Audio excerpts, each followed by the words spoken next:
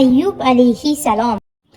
Allohning elchisi, nabiysi, rasuli, keng baraka va davlat egasi, kuchli sabr, taqvo, iymon sohibi, har kuni yuzlab qurbonliklar qilib, minglab miskinni qornini to'qlagan inson, Allohning yerdagi xalifasi, bitmas tuganmas boylik egasi, barakali oila sohibi, 14 nafar qiz o'g'ilning otasi, qalbi to'la iymon egasi, Allohning suyukli bandasi edi.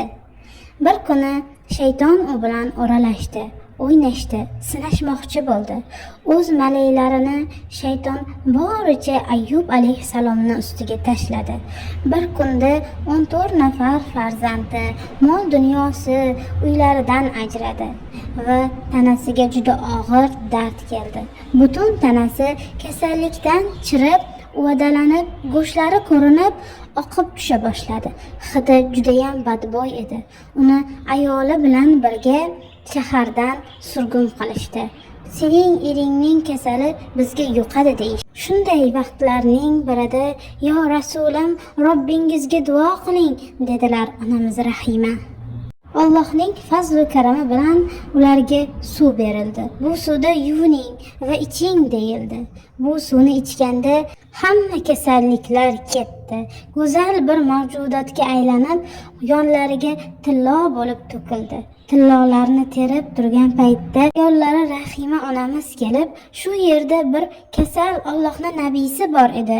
Ko'rmadingizmi deb so'radilar. Tanimadingizmi yo Rahima? Menman o'sha Allohning nabiysi dedilar.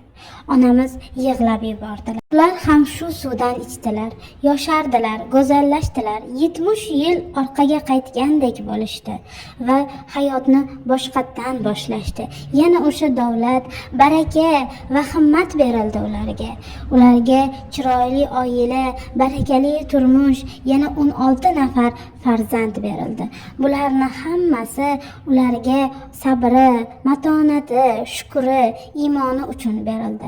Ayyub alayhissalom butun ummatga himmat, sabr va iymon sohibi sifatida o'rnak bo'ldi.